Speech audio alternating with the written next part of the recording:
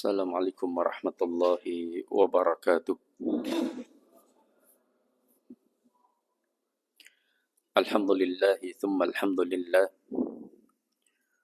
Alhamdulillahilladzi bini'matihi tatimmu salihat wa bifadlihi tatanazzalul khairat wal barakat wa bitaufiqihi tatahaqqaqul maqasid wal ghayat. Alladzi hadana li hada wa ma kunna linahtadiya laula an hadana Allah. أشهد أن لا إله إلا الله وحده لا شريك له وأشهد أن محمدا عبده ورسوله اللهم صل وسلم وبارك على سيدنا وحبيبنا وأسوتنا وقدوتنا وقرة أعيننا محمد صلى الله عليه وسلم وعلى آله وأصحابه ومن سار على نهجه ومن جاهد حق جهاده ومن تبعهم بإحسان إلى يوم الدين. اللهم لا سهل إلا ما جعلته سهلا وأنت تجعل الحزن إذا شئت سهلا. معاشر المسلمين والmuslimat, hafidhakumullahu ta'ala. Alhamdulillah, pada kesempatan malam hari ini Allah tabaraka wa ta'ala memberikan kenikmatan yang besar kepada kita semuanya, yaitu semangat untuk tetap duduk di majelis ilmu, semangat untuk bisa mendatangi masjid-masjid Allah subhanahu wa ta'ala meskipun hujan gerimis, dingin, ya, maka mudah-mudahan semakin berat upaya kita di dalam mengamalkan satu amal soleh, maka pahala yang kita dapatkan semakin besar, dosa yang digugurkan semakin banyak. Yang kedua, saya ucapkan jazakumullah khair kepada seluruh jamaah yang beberapa hari yang lalu telah meluangkan waktu atau mendoakan kepergian dan wafatnya bapak saya. Mudah-mudahan Allah subhanahu wa ta'ala senantiasa memberikan pahala yang besar kepada panjenengan semuanya atas doa-doa dan prosesi pemakaman yang mudah-mudahan Allah subhanahu wa ta'ala memasukkan kita ke dalam golongan orang-orang yang mendapatkan husnul khatimah. Amin ya rabbal alamin. Kita lanjutkan materi kita tentang fikih muamalah. Pada kesempatan malam hari ini kita akan bahas tentang bentuk-bentuk akad. Sudah pernah? Belum ya? Belum. Ya. Akad secara umum, ada yang bersifat sosial, ada yang bersifat bisnis. Sebagian ulama memasukkan akad-akad yang bersifat tabarru'at dan mu'awadhah. Seperti dalam akad tabarru'at, yaitu akad-akad yang bersifat sosial, seperti atiyah. Atiyah itu atau yu'ti, atiyah, pemberian. Baik itu sedekah, baik itu hibah, baik itu hadiah, baik itu nafkah maupun warisan. Ini adalah bentuk-bentuk atiyah. Pemberian dengan jual beli tentu berbeda. Kalau jual beli menyerahkan sesuatu dengan meminta iwad, pengganti, baik itu barang maupun mata uang atau uang, alat tukar. Tapi kalau atiyah itu menyerahkan sesuatu tanpa meminta iwad atau pengganti. Seperti kita sebutkan tadi, hibah, hadiah, sedekah, nafkah,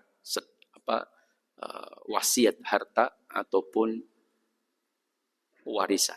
Ini adalah bentuk-bentuk pemberian. Sedangkan bentuk akad yang bersifat bisnis itu seperti akad al-bai', jual beli, kemudian ada akad ijarah, juga jual beli, tetapi manfaatnya saja. Makanya akad ijarah menurut pendapat yang lebih rajih, lebih kuat, ini juga termasuk akad al-bai', jual beli. Tetapi jual beli pada manfaatnya, bai'ul manfaat, yaitu jual beli yang bersifat manfaatnya saja. Kita sering menerjemahkan ijarah dengan sewa menyewa. Ya. Maka akad ijarah itu sebenarnya secara pengertian bahasa adalah bai'ul manfaat, jual beli manfaat. Saya membeli manfaat rumah misalkan. Saya bayar manfaatnya selama 3 tahun. Maka manfaat rumah itu, yaitu ditinggali atau untuk apapun, ya, maka itu sudah menjadi milik saya. Tetapi diberikan batasan waktu selama 3 tahun. Tapi zatnya atau fisik rumahnya tidak berpindah. Yang berpindah hanya manfaat rumah tersebut selama 3 tahun. Boleh nggak ketika saya sewa kemudian saya sewakan lagi? Saya sewa 5 juta, lalu saya sewakan lagi 7 juta. Boleh atau tidak? Ijarah. Ya. Secara umumnya, ketika dia sudah membeli sebuah manfaat selama 3 tahun, maka itu milik dia. Mau dikasihkan orang, mau dijual lagi, itu haknya dia secara umumnya. Kecuali ada persyaratan-persyaratan tertentu yang dipersyaratkan oleh pemiliknya. Mas, ini tak sewakan jenengan, tapi jangan disewakan lagi misalkan, atau yang lain. Tapi secara hukum asalnya, banyak ulama membolehkan. Ketika dia menyewakan kembali. Bahkan ketika saya menyewa rumah 3 tahun misalkan, baru dapat setahun sama pemiliknya ingin dibatalkan. Artinya ingin dihentikan, cukup setahun saja. Padahal manfaatnya 2-3 tahun sudah saya bayar. Saya pakai baru 1 tahun. Kurang 2 tahun. Ternyata pemilik rumahnya mau ditempati anaknya misalnya. Terus, boleh nggak pemilik rumahnya mengembalikan uang 2 tahun saya? Boleh atau tidak? Boleh, kalau yang telah membeli manfaat tersebut menerima. Tapi kalau dia tidak terima, maka si pemilik rumah tidak punya hak untuk mengusir. Karena sudah terbeli selama 3 tahun. Tidak bisa membatalkan sepihak. Maka, dan boleh pemilik manfaat tersebut selama 3 tahun, itu meminta ganti rugi. Misalnya, ini dibolehkan oleh sebagian para ulama. Misalkan ya, saya nyewa 3 tahun. Baru setahun mau diusir, maksudnya tidak diputus sewa 2 tahunnya. Hanya boleh setahun. Maka Mas, mohon maaf ya, ini sudah jalan sewa 3 tahun, 90 juta. Tapi ini baru dapat setahun, ternyata mau dipakai anak saya rumahnya. Saya mohon maaf, uang yang 60 juta saya kembalikan. Ya. Maka nanti Desember berakhir. Maka saya boleh mengatakan, tidak apa-apa, tapi saya nggak mau dikembalikan cuma 60 juta. Itu sudah saya bayar 60 juta. Kalau jenengan mau ambil alih, silahkan jenengan bayar 2 tahun yang telah saya bayar 60 juta, dibayar dengan 90 juta. Misalkan. Ini yuk banget ternyata janjane Pak. Tapi andaikan itu dibolehkan oleh banyak para ulama, karena hak kepemilikan manfaatnya itu sudah di tangan dia. Ya terserah dia mau jual berapa, mau diapakan, yaitu haknya di dia. Maka ini dibolehkan oleh banyak para ulama. Ini berkaitan dengan akad muawadhat atau akad yang bersifat bisnis. Seperti jual beli al-bai', kemudian bai'ul manfaat, jual beli manfaat seperti ijarah, kemudian musyarakah seperti pula mudharabah. Ini akad-akad yang bersifat bisnis. Meskipun ada sebagian orang akad-akad sosial tapi dibisniskan. Ada nggak? Banyak ya. Contoh apa? Akad utang piutang. Itu akad sosial. Nggak boleh kita mengambil manfaat atau keuntungan apapun. Allah melarang. Rasulullah sudah menegaskan kullu qardin jarron naf'an fahuwa riba. Maka mengambil manfaat atas akad sosial utang piutang, maka masuk golongan riba. Tahu tangi rapopo mas, 700.000 untuk bayar SPP anakmu, tapi tolong pijetono setengah jam baik. Ya. Yang sepengin nak ya, siap misalkan ya. Maka pijetan itu menjadi riba. Ya, tidak boleh. Karena ini akad sosial. Allah yang akan memberikan balasan yang terbaik dan lebih baik daripada apa yang kita inginkan. Nah, saya pernah menemukan di sebuah lembaga pengumpul zakat, infak, dan sodakoh. Waktu itu saya diminta ngisi kajian di lembaga tersebut. Lalu ada pertanyaan yang membuat saya kaget. Apa pertanyaannya itu berkaitan dengan ujroh, upah atas upaya mengumpulkan dana sosial. Nah, ada salah satu marketing menyampaikan kepada Ustadz, saya ingin kerja di lembaga zakat ini, infak sodakoh. Saya senang Ustaz. Bahkan kami itu sangat senang dengan adanya program wakaf tunai produktif. Bisa nggak wakaf tunai produktif? Wakaf itu kan artinya berhenti. Maka harta yang diwakafkan, maka harta itu berhenti. Tidak boleh dijual, tidak boleh dihibahkan, tidak boleh diwariskan, dan tidak boleh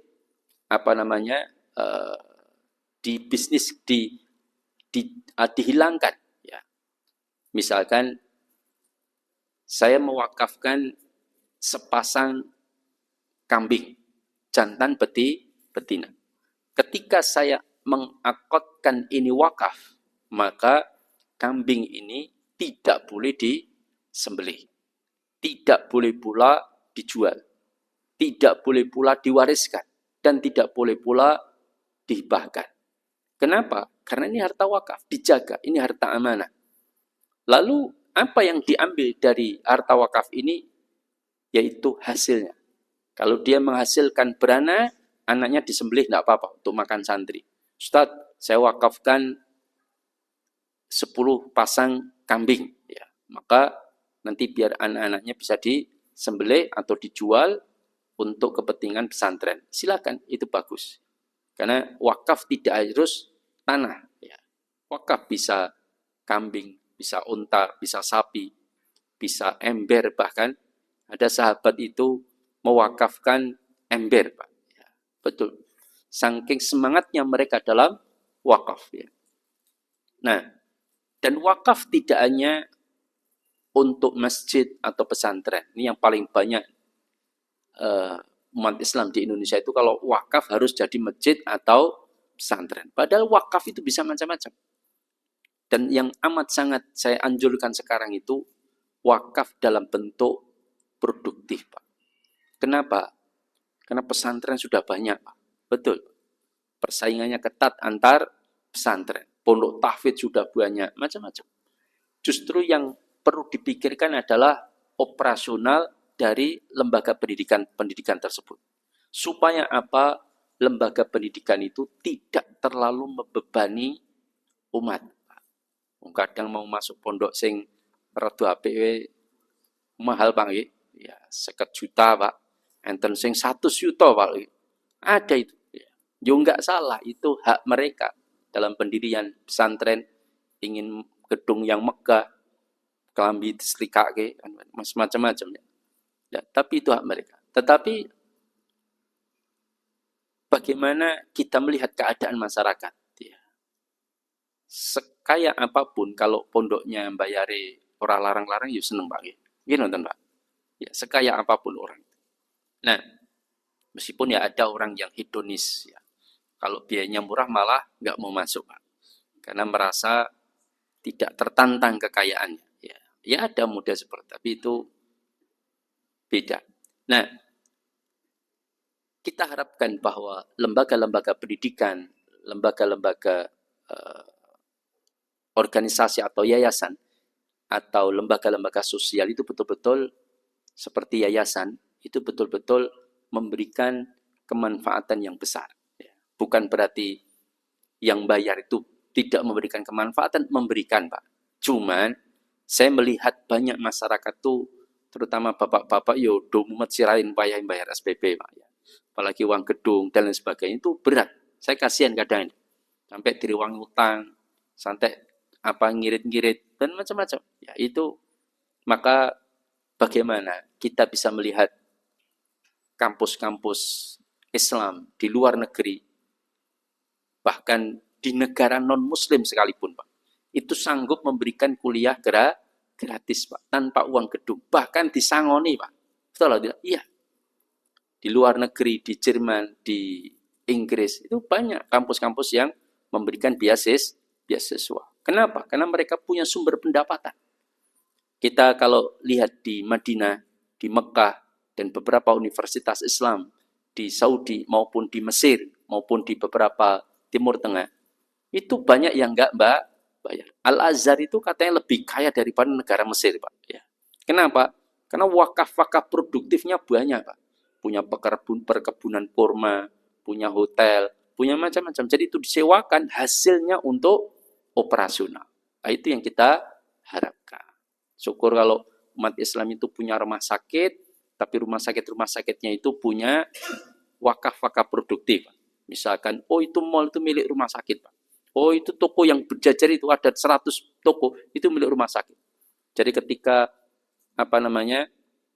masuk rumah sakit itu bayar yang murah, Pak. Ini biasanya itu mlebu gunung kafe, Pak. Ya.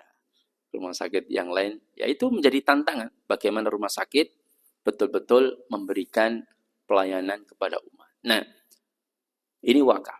Saya kembali ke topiknya, yaitu salah satu akad sosial yang dirubah menjadi akad bisnis. Dia menyampaikan gini, Ustadz, saya itu senang. Salah satu wakaf produktif yang kami jalankan itu adalah wakaf tunai produktif.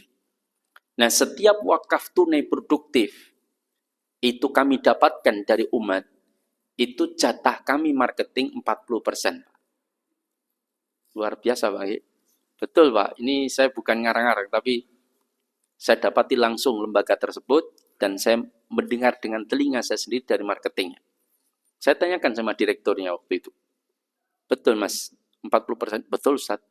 Memang ada yang salah, Ustaz. Bentar. Kan akotnya wakaf. Namanya wakaf itu ya harus tetap. Tidak boleh dikurangi, tidak boleh dijual, tidak boleh dihibahkan, tidak boleh dikasihkan.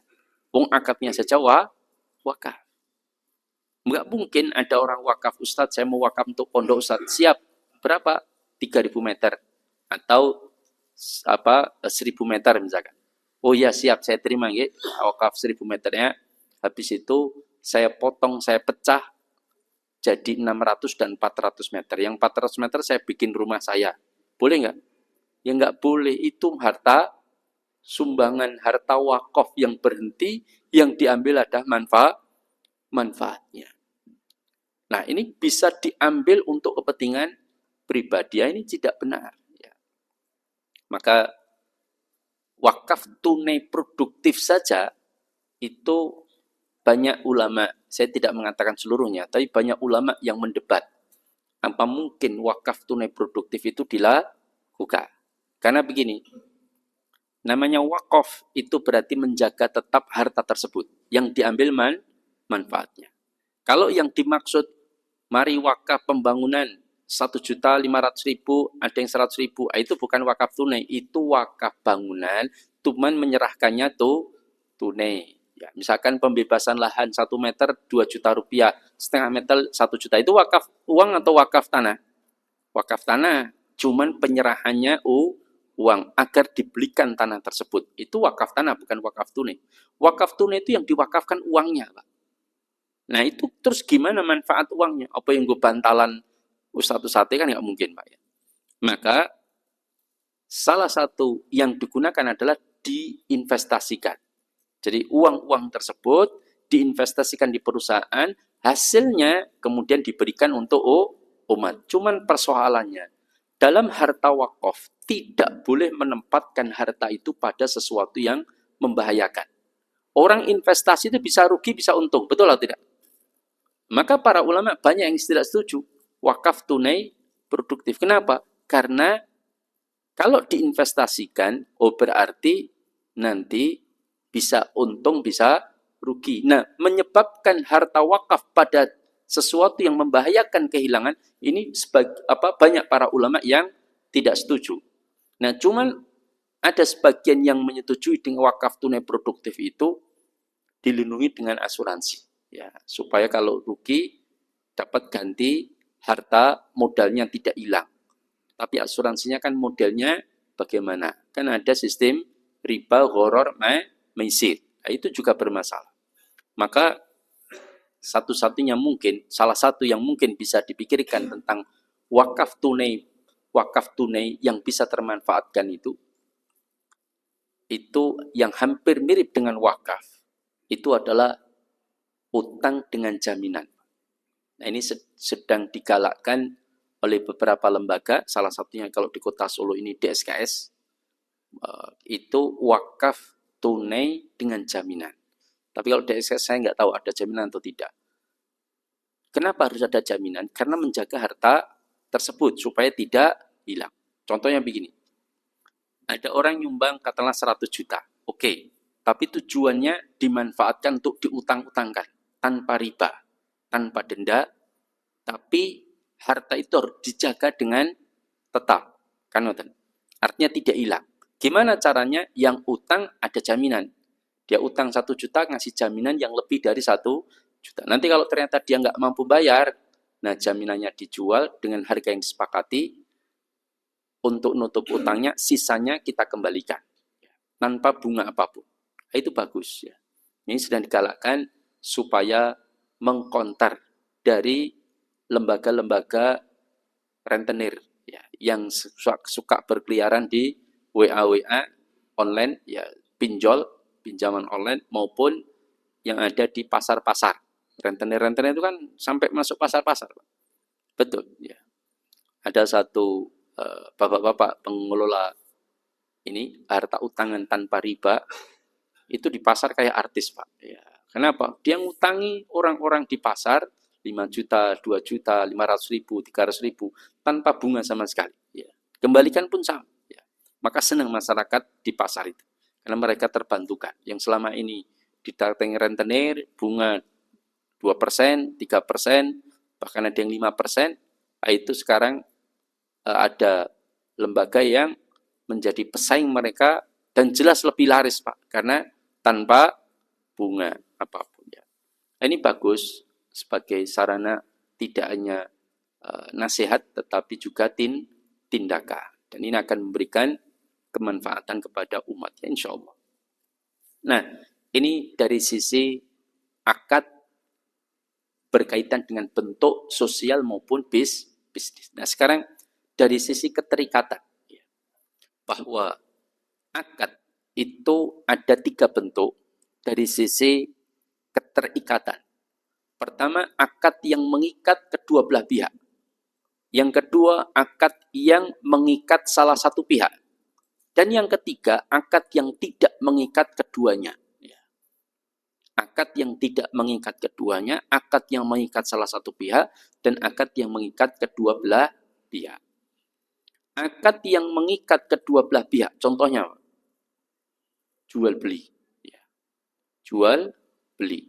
Ini mengikat kedua belah pihak. Selama tidak ada khiyar, khiyar itu hak pilih untuk membatalkan karena punya hak. Seperti apa? Khiyar majlis. Selama saya dengan panjenengan berada dalam satu majelis, belum berpisah, kalau jenengan mau membatalkan atau saya yang menjual mau membatalkan, maka jenengan harus terima. Kalau jenengan ini membatalkan, saya harus terima. Kenapa? Dalam aturan Islam, kalau orang berjual beli masih dalam satu majelis yang sama, belum berpisah, lam yatafarraqa kata Rasulullah, maka boleh mereka itu memiliki hak membatalkan. Nah, ada pula khiyar aib atau khiyar cacat. Kalau saya membeli barang jenengan, baju katanya normal, bagus. Ternyata sampai rumah saya lihat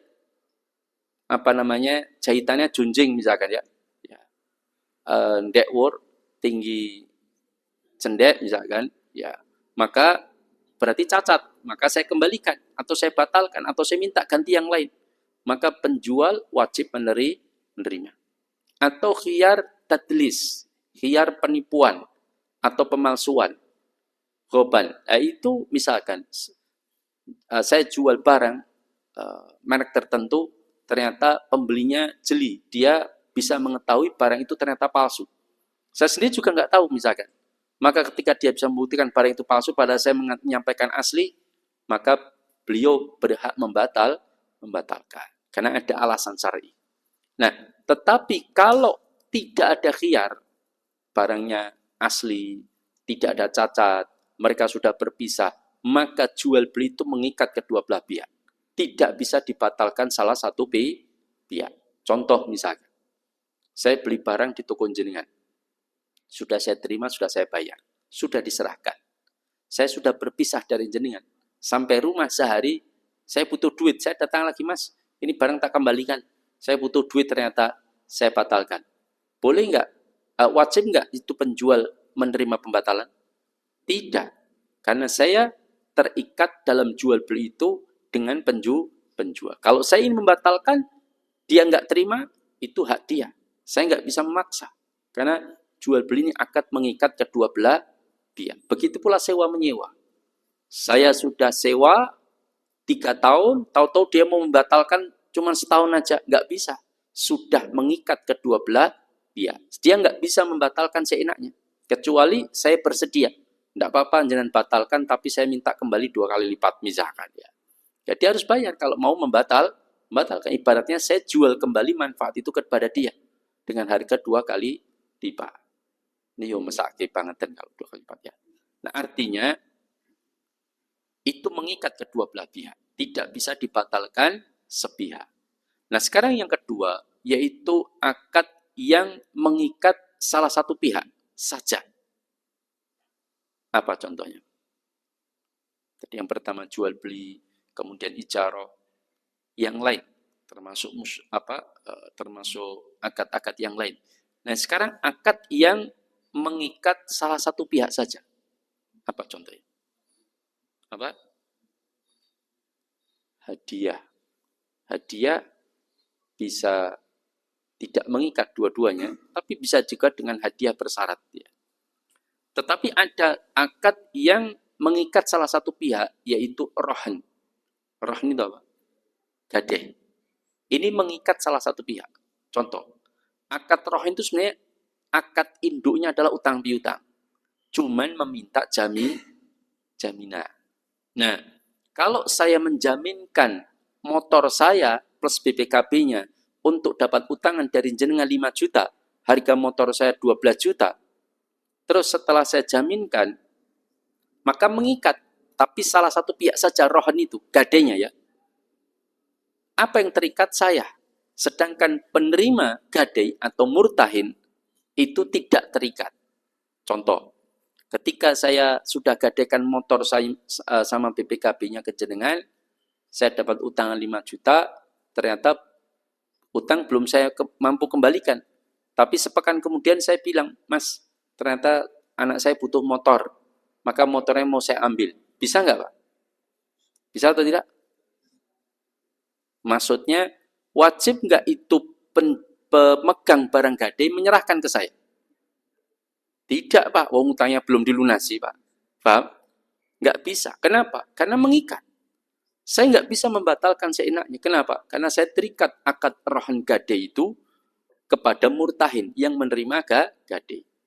Saya tidak bisa seenaknya mengambil motor tersebut. Karena penguasaan rohnan barang gadai itu di tangan murtahin. Yaitu yang ngutangi atau yang menerima barang gadai. Itu yang menguasai. Tapi kepemilikan tetap miliknya rohin yang menggadaikan. Maka akad ini mengikat salah satu pihak.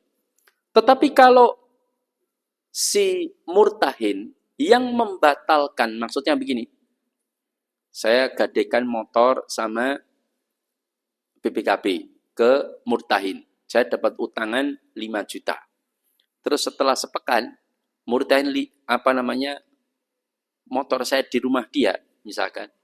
Terus dia malah kerepotan. Mau ada tamu dadak nyingkir-nyingkir ke, motornya yo letek ra dikumbah misalkan, nyepet-nyepeti meripat misalnya. Maka dia bilang sama saya, Ustadz, ya Ustadz ambil aja motornya kan gitu kan. Saya apa sepet malah lihat motor jenengan ya, karena ngotor-ngotori malah pemandangan rumah saya jadi kurang bagus. Sudah bawa pulang aja. Oh ya, enggak apa-apa. Boleh dibatalkan. Dia tidak menerima barang gadai. Diberikan barang gadai itu ke saya, enggak ada masalah. Itu hak dia. Kenapa? Karena dia tidak terikat, Pak. Ya, tidak terikat. Dia mau pegang itu barang gadai terus ya monggo, mau dikembalikan sehingga utangnya tanpa gadai juga monggo silakan. Tapi kalau saya terikat, saya nggak bisa mengambil barang gadai itu seenaknya saya sendiri. Ya. Ada itu kasus kejadian. Dia gadaikan, ada orang utang 25 juta.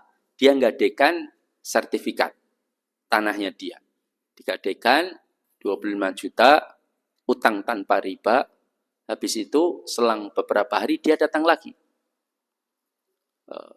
Datang lagi, Mas, mohon maaf, saya pinjam sertifikatnya untuk saya fotokopi saja. Oh, fotokopi? Ya, sudah, dikasihkan. Ora bali. Itu kejadian dan saya tahu. Maka begitulah manusia. Punya cara-cara dalam mendapatkan uang. Nah, tapi nggak usah khawatir. Saya bilang sama yang diutangi, tidak ada hak kita yang hilang. Kecuali pasti akan kembali. Itu pasti. Kalau nggak di dunia, di akhirat. Makanya ada pernah kisah seorang nabi ingin mengetahui tentang takdir, Pak. Maka Allah perintahkan dia melihat sebuah danau.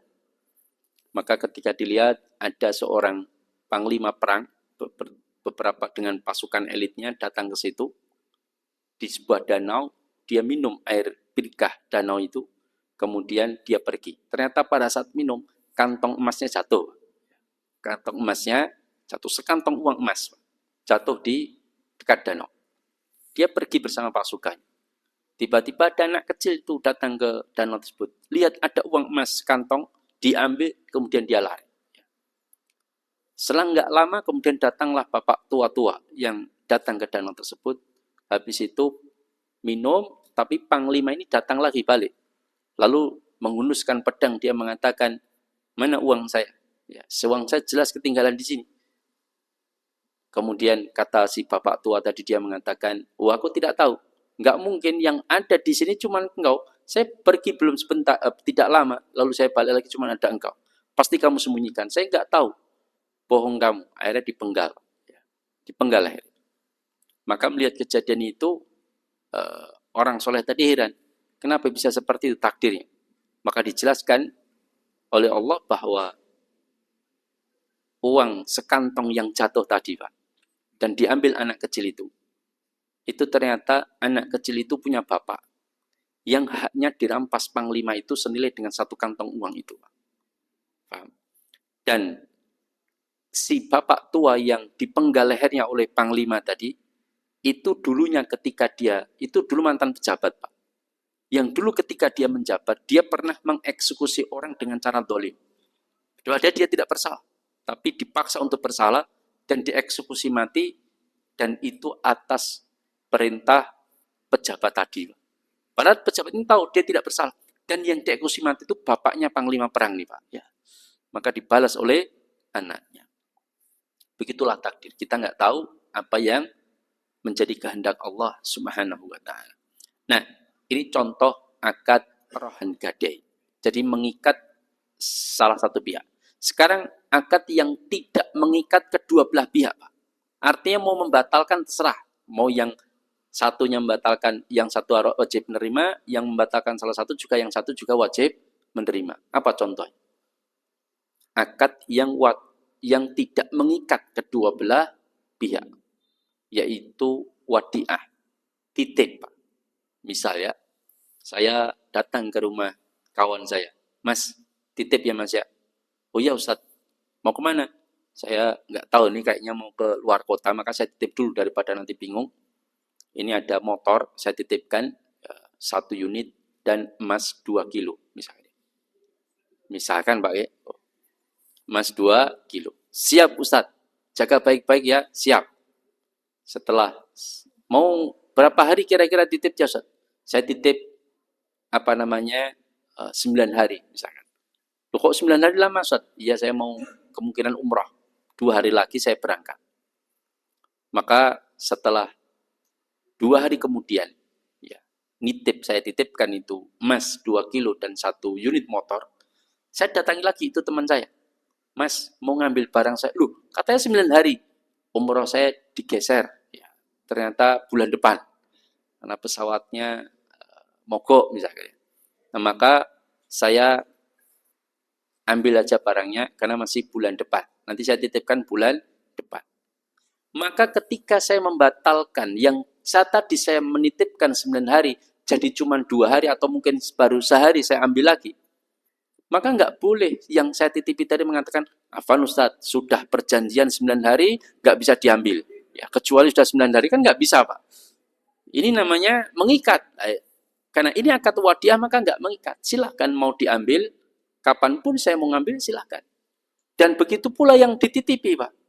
Ketika saya titipkan emas 2 kilo dan motor 1 unit, saya mau renovasi rumah misalkan. Setelah renovasi rumah, saya titipkan berangkas berisi emas 2 kilo ke dia. Ternyata dia nggak bisa tidur, Pak. Karena jaga emas 2 kilo, itu kan sekitar 2,5 miliar, Pak. Ya. Maka dia nggak tenang hidupnya. Tiap malam bangun, nonton masih jenek porakan itu. Kok gigi dijiko anaknya, macam-macam sebagainya. Maka dia bilang, saya nitip sekitar 2 pekan, karena renovasi rumah. Lalu dia mengatakan, baru sehari Ustadz, Afan, saya nggak bisa tidur Ustadz. Ambil aja itu emasnya, saya nggak sanggup lagi. Maka saya wajib mengambilnya, Pak. Nggak bisa, oh mas sudah jenengan terima, harus 2 pekan harus jenengan jaga. Nggak bisa, Pak. Ini akad tidak mengikat kedua belah pihak. Maka satu membatalkan, yang satu wajib menerima.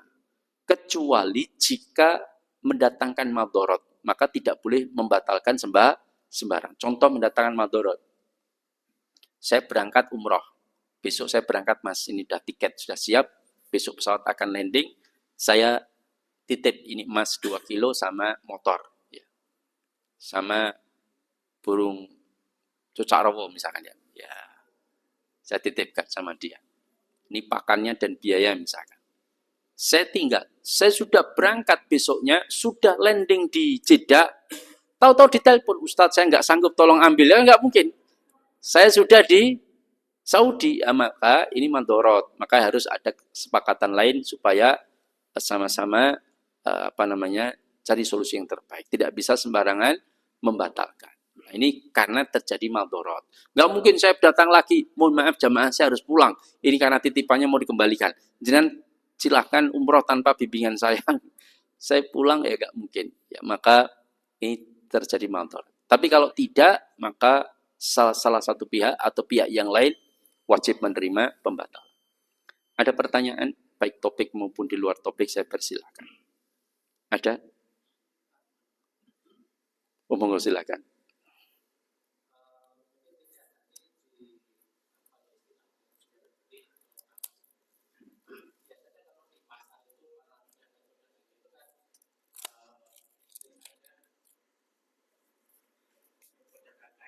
Iya.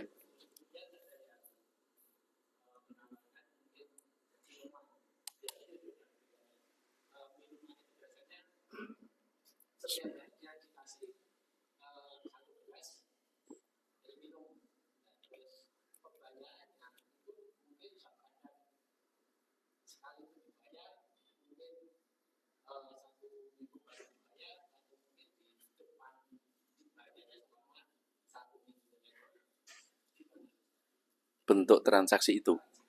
Jadi ada pedagang di pasar, kemudian ada yang jual minuman, ada yang dibayar langsung sepekan, baru dikirim es tehnya misalkan selama sepekan, kemudian ada yang minum dulu baru bayar, ada yang bayar langsung bayar langsung minum kan itu kan.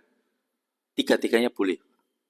Boleh. Yang penting dalam jual beli itu para ulama menetapkan kecuali jual beli khusus, seperti jual beli barang-barang ribawi, seperti jual uang dengan uang, atau emas dengan rupiah. Nah, itu ada kaedahnya, karena itu barang ribawi. Tapi selama bukan barang ribawi, uang dengan barang bukan ribawi, maka salah satu syaratnya hanya salah satu diserahkan. Tidak boleh sepakat, tapi ditunda dua-duanya. Kecuali pada akad istisna. Istisna itu minta dibuatkan. Contoh ya, Mas, tolong buatkan besok martabak setengah manis 12 bungkus. Siap. Berapa biayanya? Per martabak 15.000 kali 12 atau kali 10 misalkan 120.000. Besok aja bayarnya, udah enggak apa-apa. Boleh enggak seperti ini? Boleh.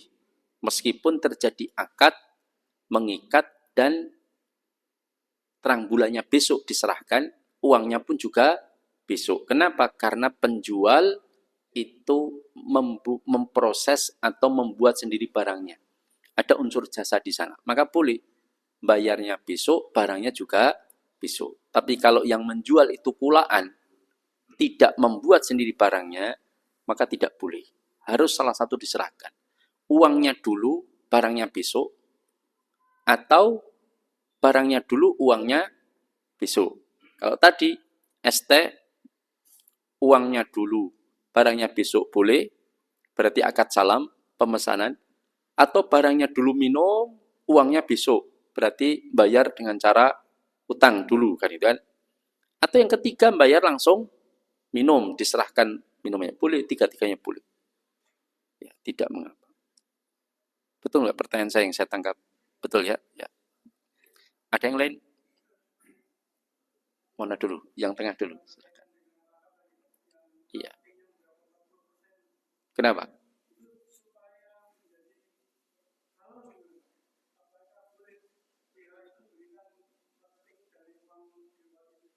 Ya, kalau pihak lembaga yayasan atau perusahaan itu memberikan ujroh kepada marketing di luar harta wakaf itu nggak masalah. Paham? Tapi kalau dengan memotong harta wakaf itu nggak boleh. Karena waktu itu yang setorkan cuma 60%. Berarti 40% diambil, itu nggak boleh. Tapi kalau dia dapat di luar dari harta wakaf itu, artinya memang wakafnya 1 juta, ya diterima 1 juta. Tertulis dan diinvestasikan juga 1 juta.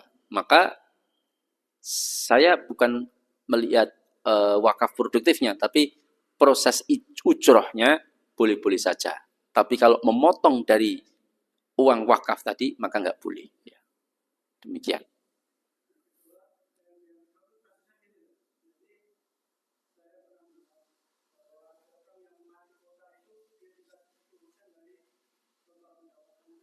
Narik apa?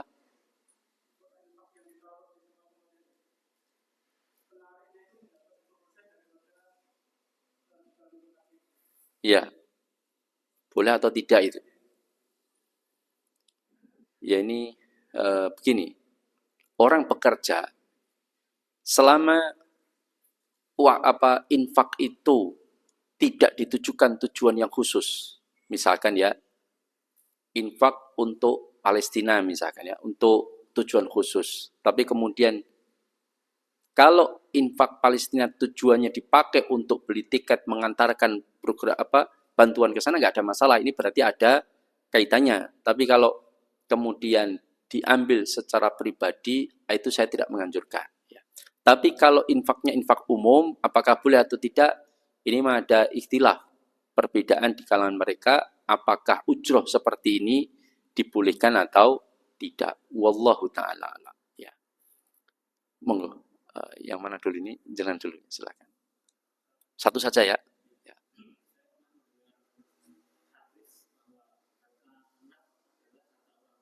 Iya.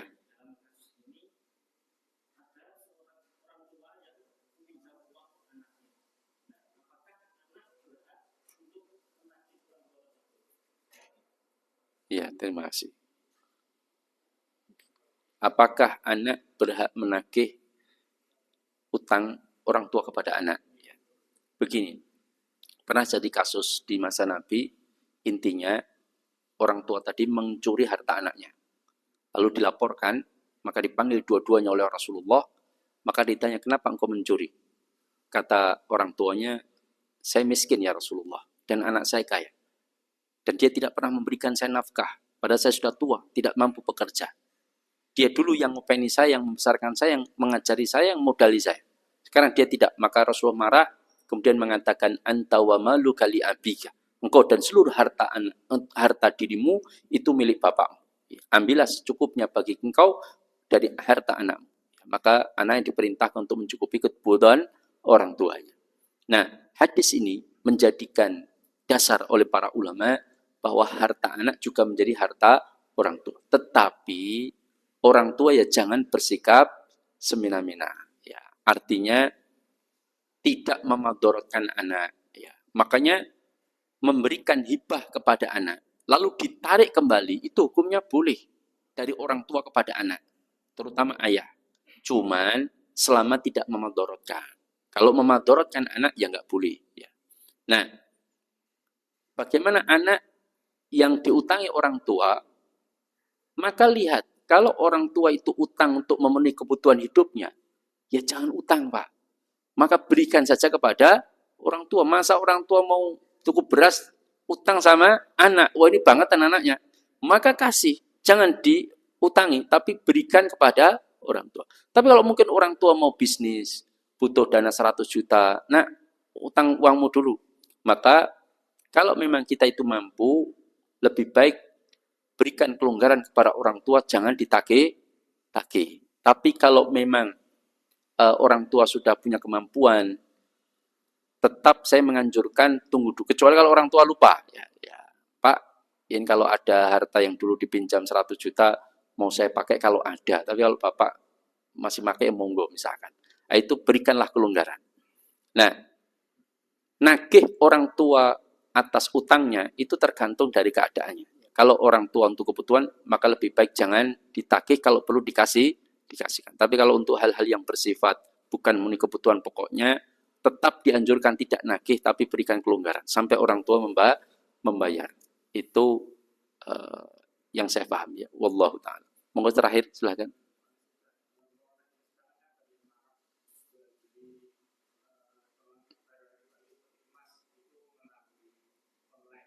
Iya.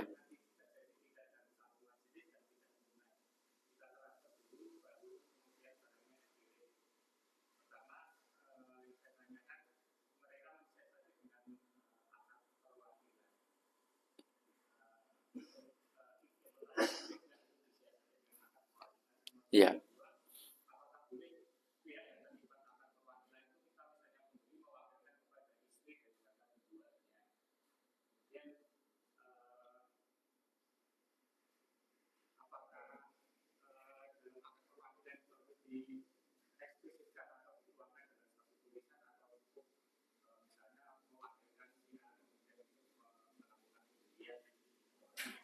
Iya. Terima kasih. Pertama, ini tentang jual beli barang ribawi. Uang barang ribawi, emas barang ribawi. Kaedahnya, jika terjadi pertukaran antar barang ribawi yang berbeda jenis, tapi masih satu ilah, satu kelompok, yaitu alat tukar dan pengukur nilai, maka tidak boleh ditunda salah satu atau keduanya. Dua-duanya harus tunai dengan tunai. Kalau ditunda, maka terjadi riba an-nasi'ah. Ini fatwa seluruh ulama internasional. Fatwa 4 imam madhab, kecuali fatwa yang dikeluarkan oleh DSN tahun 2010 nomor 77. Itu berpendapat boleh. Ya. Kenapa? Karena emas dianggap bukan barang ribawi. Tetapi pendapat ini dibantah oleh jumhur ulama, dan setahu saya fatwa ini mau dievaluasi. Ya. Karena banyak ditentang oleh banyak ulama, mayoritas seluruh internasional. Maka ini mau dievaluasi. Saya yang bilang salah satu anggotanya, sekjen salah satu anggotanya lah ya. Saya nggak tahu beliau, seingat saya sekjen, tapi wallahu ta'ala. Tapi yang jelas beliau menyampaikan fatwa ini akan dievaluasi. Maka yang lebih rojih, tidak boleh menjual belikan emas secara tidak tunai. Uang ditransfer, barang dikirim kemudian nggak boleh. Nah sekarang bagaimana dengan akad wakalah? Kalau wakalahnya betul-betul tanpa rekayasa, tapi betul-betul wakalah, maka banyak ulama membolehkan, tidak ada masalah. Contoh, Misalkan ya, jenengan jual emas, jenengan online card, jual beli emas, tapi jenengan posisi di Jakarta, ya, posisi di Jakarta. Maka saya berada di Solo. Maka gimana cara saya membeli emas tersebut? Ya saya misalkan hubungi ekspedisi yang terpercaya, lalu saya transfer uang ke dia. Ini ada toko emas di jalan ini dekat dengan ekspedisi jenengan, tolong belikan emasnya, nanti tolong kirimkan ke saya, nanti saya transfer juga biaya pengiriman. Maka yang transaksi bukan saya, tapi ekspedisi. Saya hanya melihat di gambar saja online-nya, tidak masalah melihat gambar, tapi nggak transaksi. Oh saya pilih ini, lalu saya minta kepada ekspedisi untuk saya transfer, setelah saya transfer, dia membelikan, kemudian dikirim ke saya, tidak ada masalah. Itu wakalah.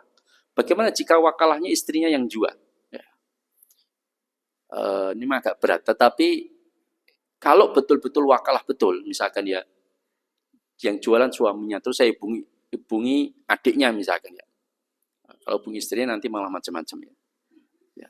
Saya hubungi adiknya saja ya. Ya. Kemudian saya bilang adiknya, masmu dodolan mas? Iya, jualan mas. Aku tolong tukokno wae. Ya. Tak transfer, belikan emas ke kakakmu, berarti kamu belinya ke dia tunai, dia nyerahkan ke kamu juga tunai. Nah, habis itu tolong kirimkan ke saya. Nanti biaya pengiriman berapa saya kasih, kalau kamu minta upah ya saya berikan. Ya. Nanti berapa minta upahmu. Itu boleh, tidak mengapa. Tapi betul-betul tidak direkayasa. Dalam konteks begini, wes engko gampang tak wakalake bojoku ning transfer ning langsung penjualnya, kemudian hanya sebatas diomongkan saja nggak bisa. Ya, betul-betul prakteknya dia transfernya ke orang yang diwakilkan, dan orang yang diwakilkan itu betul-betul membela dan memihak kepada yang diwakili. Kalau dia lihat, cek betul itu barangnya apakah cocok atau tidak, harganya masuk atau tidak, kemudian dia tawar, nggak masalah. Meskipun itu suaminya, meskipun itu kakaknya, dia harus membela pembeli. Karena dia wakilnya pembeli. Nggak boleh dia membela suaminya atau kakaknya.